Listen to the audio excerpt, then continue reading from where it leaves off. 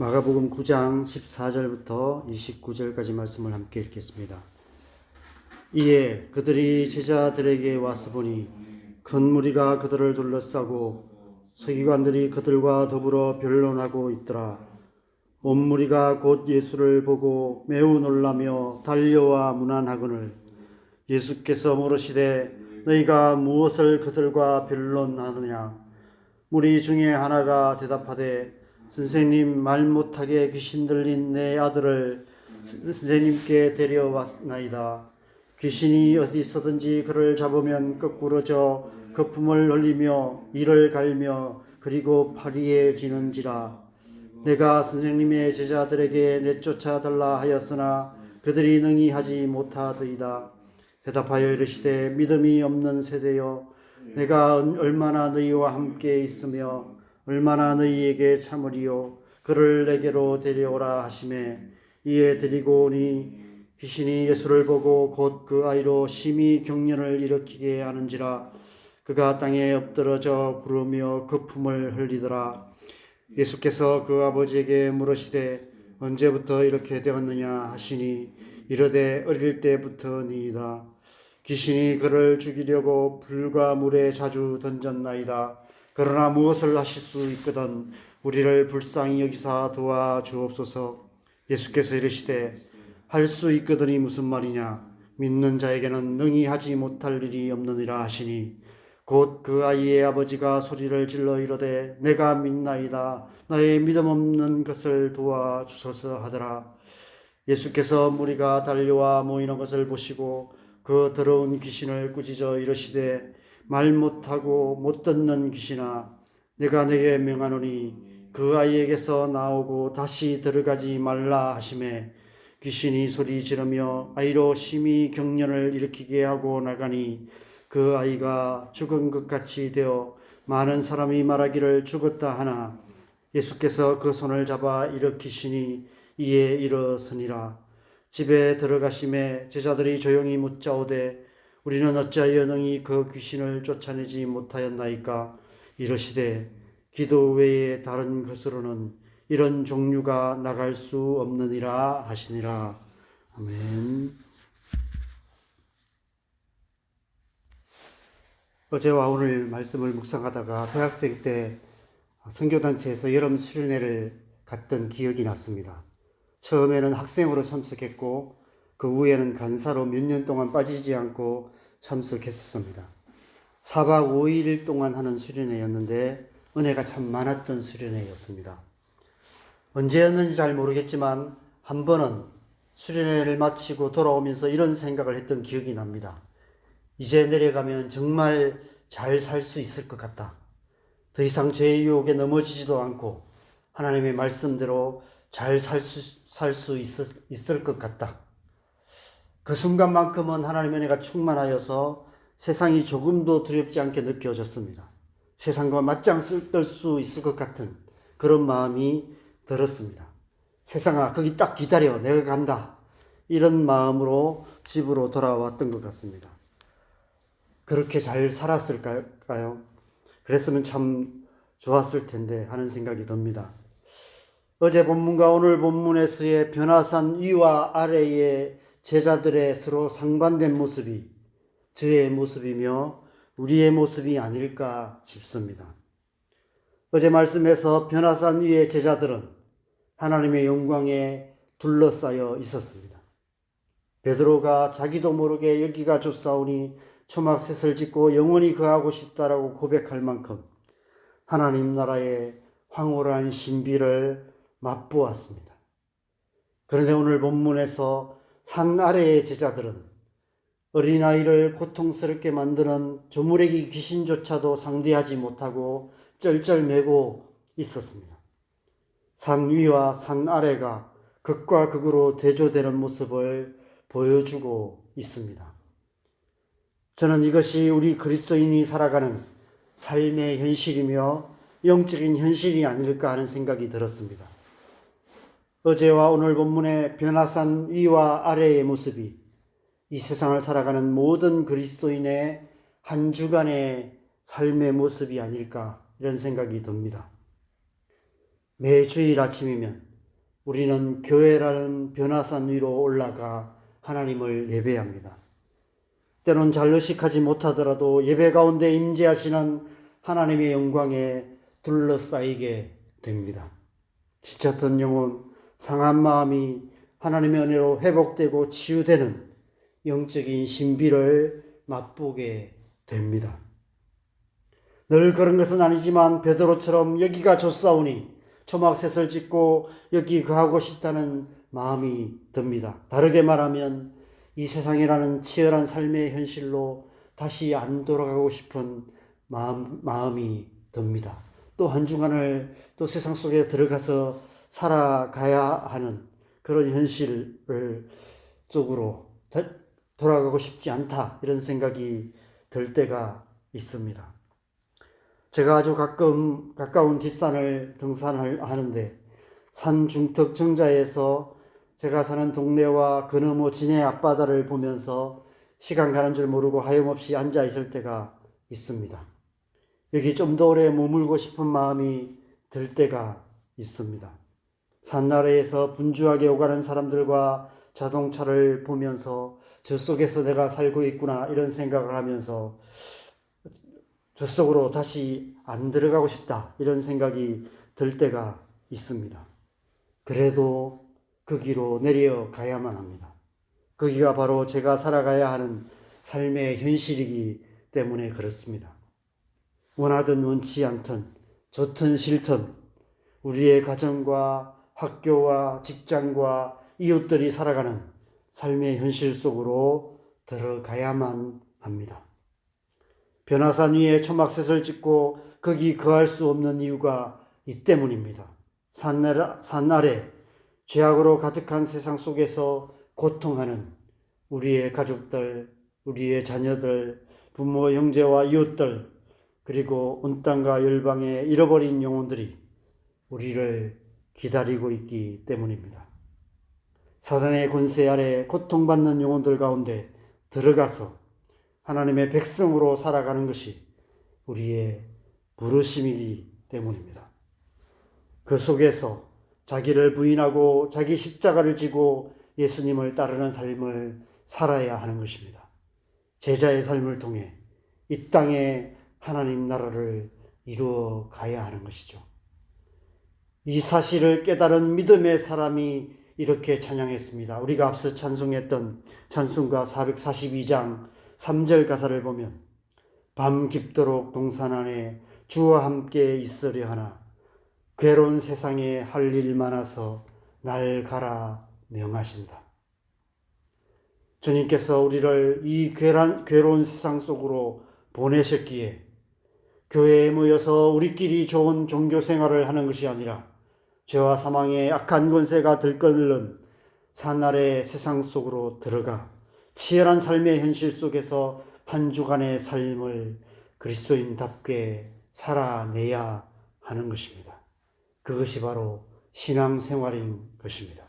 신앙생활은 교회에서 모여서 하는 종교생활이 아니라 이 세상이라는 이 죄악으로 가득한 악한 영들이 들끓는 이 세상의 한가운데 들어가 고통하는 영혼들과 함께 고통하며 그럼에도 불구하고 하나님의 백성으로서 하나님의 백성답게 살아가는 것, 그것이 바로 신앙생활입니다.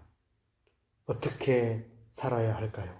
그래서 오늘 본문에서 예수님께서 두 가지 삶을 말씀하고 계십니다.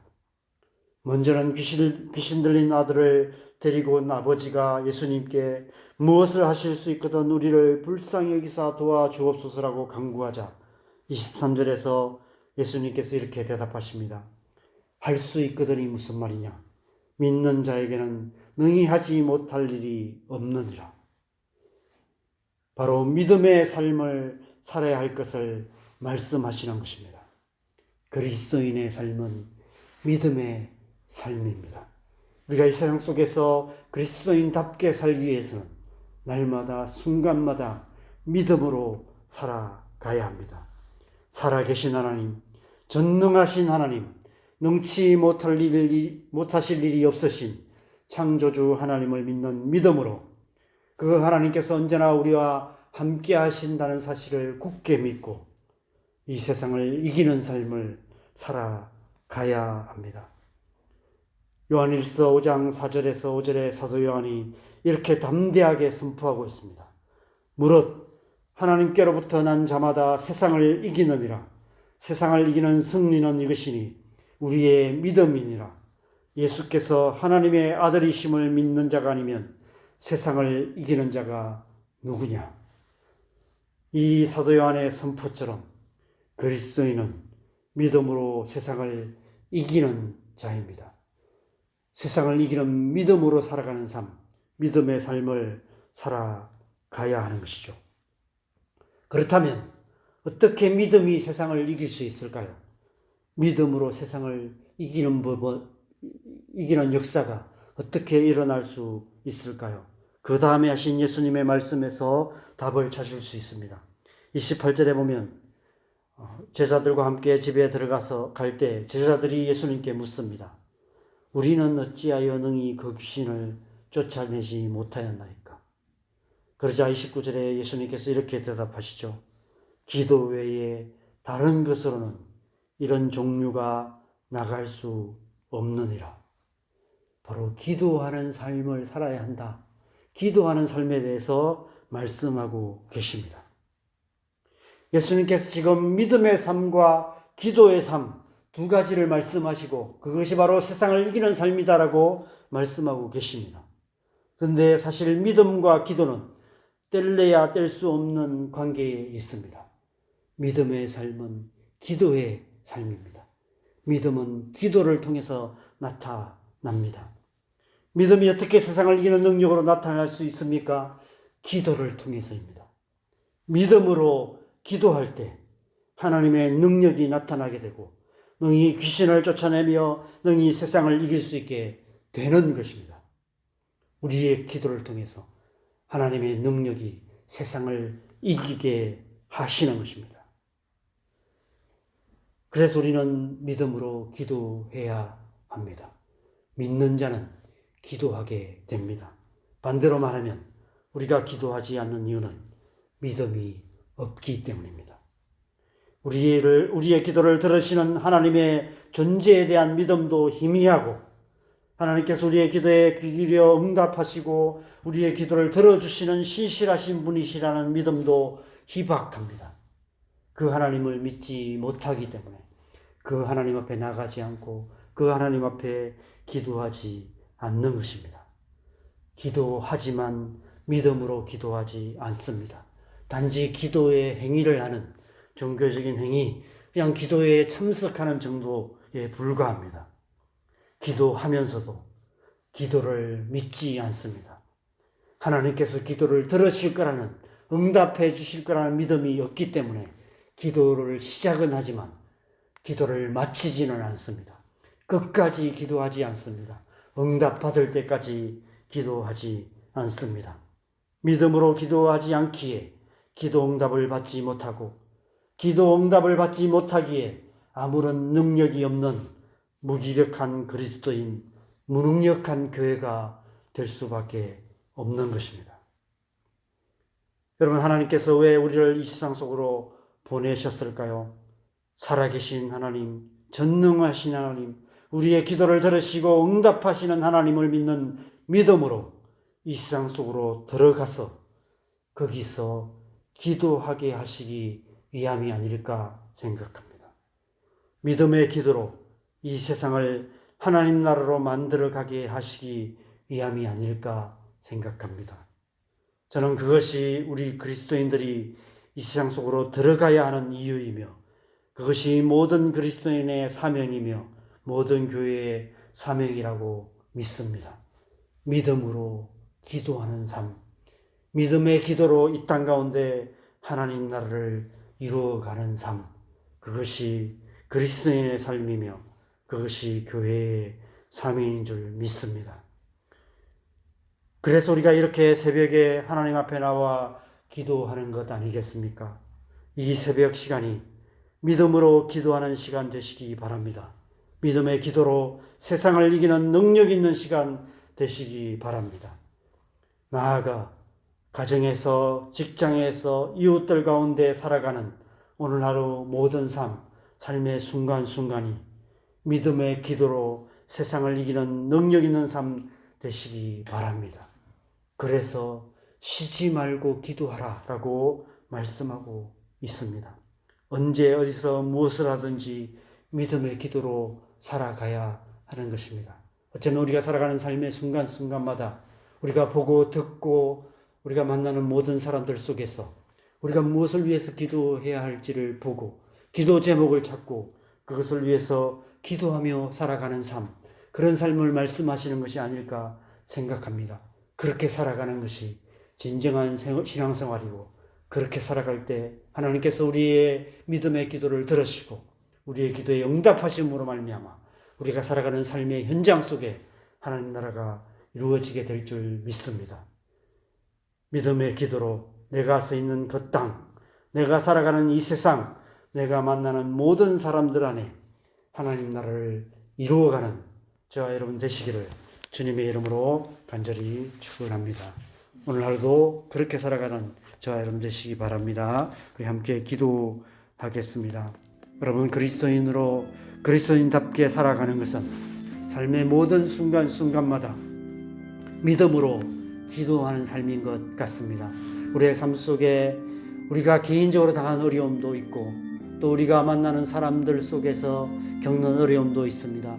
또 우리가 어려움을 겪는 사람들을 만나기도 하고, 이 세상에 있는 수많은 뉴스들을 보고, 또 정치적으로 경제적으로 또 북한 땅과 온당과 열방의 어떤 소식들을 들을 때마다 우리가 수많은 기도 제목들이 있습니다. 그러나 우리가 믿음이 없기 때문에 그러한 모습들을 보면서도 그냥 흘려보내고 그냥 나와 상관없는 것처럼 그렇게 살아갈 때가 참 많은 것 같습니다.